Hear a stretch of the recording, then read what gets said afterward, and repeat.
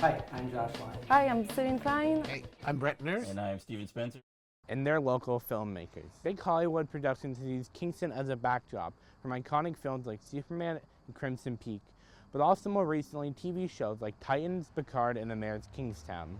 But Kingston has its own thriving film scene, as well as many local directors, and I want to know their experiences and what it's really like to make film in Kingston. What drove you to really start working in film and what you do? Yeah. So when I was,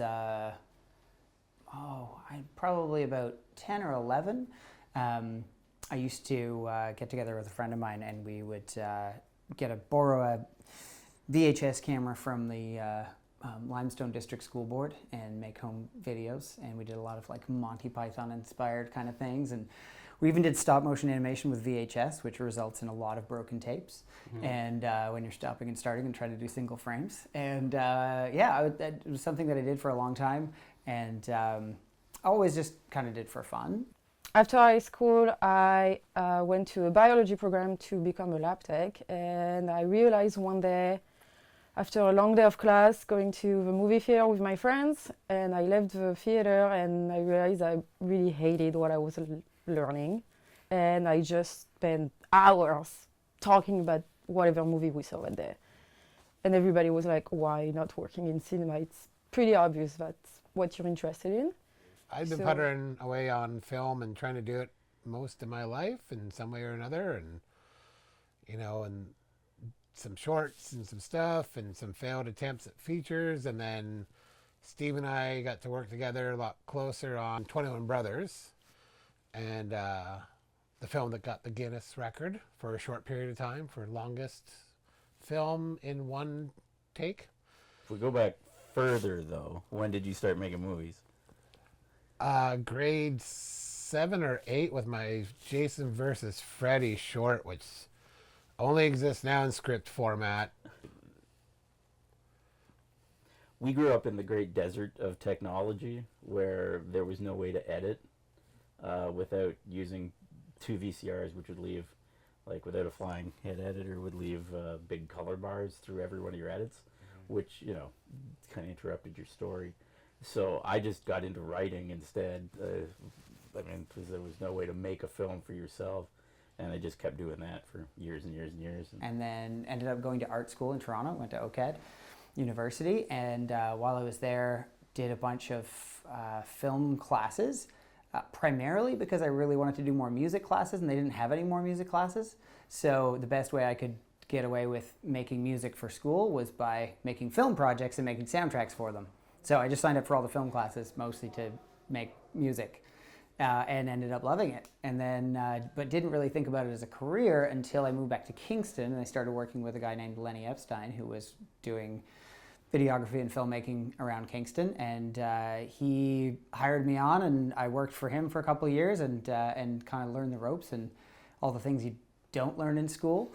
And then when he moved out of town, kind of just expanded what I was doing and did more and more film work. So after that, I started a production management program in France, and it was pretty obvious it was the area I wanted to learn and work in. But it was not technical at all. It was really on the production side, and I really wanted to learn how to use a camera and equipment and direct and film. I'm more interested in that side of a job. So I went to Quebec, do a documentary school where we learned directing documentary, filming it, being creative, and recording sound, and all the basic of the equipment. And then I actually learned a lot by myself over a few years. And I directed my first documentary for that school program about a Kingston band, actually. And that made me stay, I guess. So that's really how we got going. Was I was writing stuff and trying to figure out how to tell a long-form story with a plot that was, coherent. We weren't even trying for engaging at that point. I think it was just coherent, like event followed event, and we stumbled into making films together based on that. What do you think are some advantages or disadvantages as working in film here in Kingston? I guess one of the advantages to work in the Kingston film community is like there is like quite a bit of collaboration sometimes, I think, but I also will see it as a disadvantage because sometimes I would love to have more collaboration between the local companies. And personally, I work a lot with musicians, and Kingston has so much music. It's a lot, yeah. So it's actually really easy to meet people and try to collaborate with them and work on photo shoots or video shoots, projects, live recording, live performance, concerts. Like there is a ton of possibilities in the art community in Kingston, and I love that it's so easy to access compared maybe to a bigger city where the competition will be even harder to just put your name out. When here I showed up as a French girl who just started a business, and I feel like I did pretty well. I mean, I love doing all sorts of different roles when it comes to filmmaking, and I love kind of jumping from one thing to another. So for me, I worked on a couple of bigger productions in Toronto before I moved here, and I kind of thought, not really sure how much of an industry there is, not really sure how much work there'll be, or where I'll manage to fit into any of that stuff. Turns out there was not a lot of people doing filmmaking here. There was a huge demand for it, and I love doing all the different roles, which means that, in Toronto you kind of end up getting siloed into one department or one particular place. But it really actually worked out way better for me to get to do, directing and camera and interviews and soundtracks and editing and all of those things. It's a small town, but it has a big drama department and a big theater community, which means we have access to, despite the fact that, there's not a huge population, we have access to a lot of actors who are, young and enthusiastic, unlike us. Yeah, we've got great actors. We've got dedicated friends. I mean, what I always, when we did 21 Brothers, what I was watching happen there was a whole bunch of theater people come out and treat it like a theater play, like it sort of was in a way that was captured on film. But that just meant they came out and rehearsed like a lot for free. They came out to rehearsals and read-throughs and run-throughs over and over again to finally just do it for a couple of days on set, since, what's the nice part of that was it was all in one take. But, and that's what I saw as a great advantage, is all these theater people that have been doing this for years for free anyways. And that just happens on, 5 or 6, 7 nights on a stage, and then that's it, it's gone. One of the disadvantages I would think is because Kingston is a small town and we are a lot trying to do that job, I feel like sometimes maybe there's some kind of like weird competition between us that I personally don't love, and I would love to actually have more collaboration between all of these companies, because we could share so much knowledge and skills and equipment, and we actually could create some pretty amazing stuff. And I would love to see a bit more of that in the future, actually. I feel like if you wanted to work in the industry and on bigger productions, there are starting to be more of those in Kingston, but definitely, Toronto's a hotbed for that kind of stuff. It's great. Like, I love the theater scene here, but this way I thought, hey, we can take advantage of, or, tap into our friends and do this, but capture it and then get it out on, like Amazon Prime or Tubi or wherever our movies are right now. So that's also one of the advantages, is that we have room to fail, to create stuff that is not the greatest thing that's ever been created, and learn from it, and then create better stuff next time. Where would you both like to see yourself with film in the near future? I just like to make something that that right off the bounce I go like, this is really competent. this is really tight. That it's hit the level where it's professional-ish. yeah, it's hard to say. Like, but I don't. Yeah, there's so many elements. Yeah, in that. I don't think I'd ever say that I'm aiming to make a perfect movie, because it's not a thing. No. And I mean, I would love, like, not necessarily an Oscar, but it'd be nice to have some wider recognition for something that we've done, for, nice drama or something. I think it's just, down the road, I just want to see making other types of movies too. That's a good question. I sometimes think about, directions that I would like to take with projects.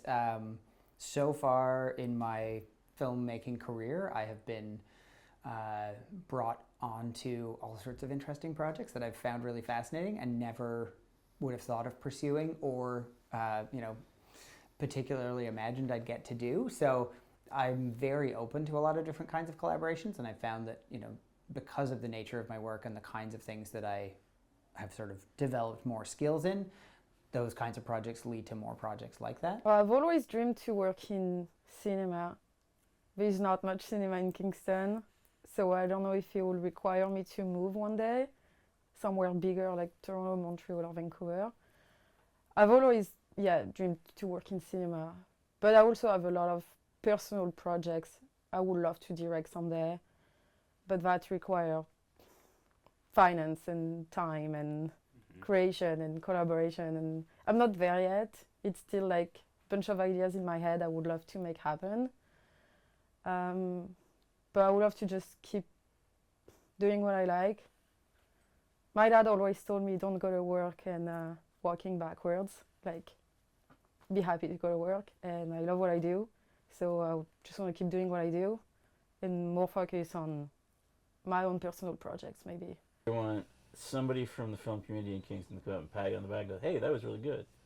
Or someone in the film community to come and pat you on the back and have their teeth gritted and go, that was really terrible, because they're super jealous. I'll go with either. Yeah. So I'm sort of like enjoying being pleasantly surprised by the work that shows up. I sometimes have aspirations for particular types of projects or particular types of skills that I'd love to learn, but then end up getting some other project and then developing those skills in that process. So for me, it's really like one of the things I love most about filmmaking is that it's constantly a learning process, right? There's always some new thing to learn, always some new thing to discover. And sometimes I imagine that will be in some kind of project that I don't have access to, or, want to try and drum up interest for, or create a new thing, and then something else comes along that actually really fulfills that. So I don't have like the big dream project that I've always aspired to do. But one thing that I really, really love and have gotten to explore a lot of is dance on film. And that's definitely something that I would love to pursue more. I think there's something really fascinating about the marriage of sort of like pure cinematography, like visual language and human bodies and movement, and the pairing of those two, I think, does a unique thing that I love exploring and would be really happy to do more of, but I've already had lots of great opportunities to do that as well, so I feel pretty lucky on that front. What is one of your favorite project you have worked on or made? That is a tough question. I mean, there's some stuff that I'm really proud of and stuff that I sort of didn't expect it to be what it turned out to be. I mean, I think, the Aquanova project that I did with Don Maynard and Kay Kenny and Sadaf Amini was a sort of film-related project, but it was also an art project, and so there was dance, music, and film projection on giant screens in a big space. Let me think. What's my favorite? I really loved making that music video last year for some of my best friends, Christina for The Wilderness. It was like such a fun shoot and exhausting. We always end up filming in the middle of the night. I definitely want to say just for a single shot is the submarine shot from City of Shadows season 2, just because it got a really great clip that you can play.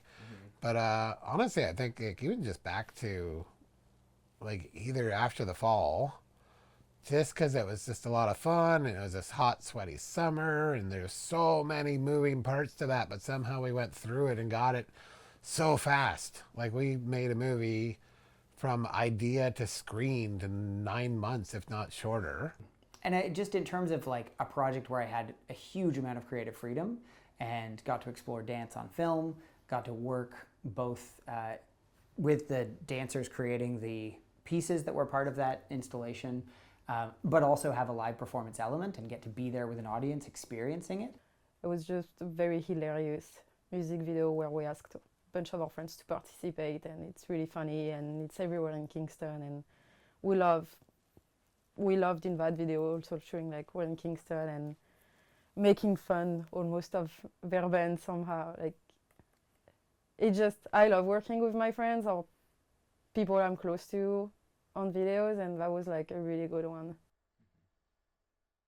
But then there's also like Drunk Ghost.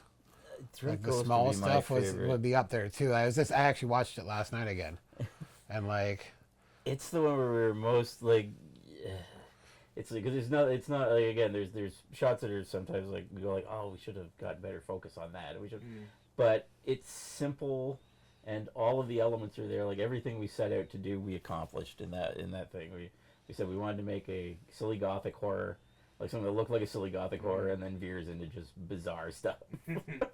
And there's so many creative solutions on that when we were shooting it that were really fun. There's a set of like opening and closing drawers that we did that yeah, is my favorite effect ever.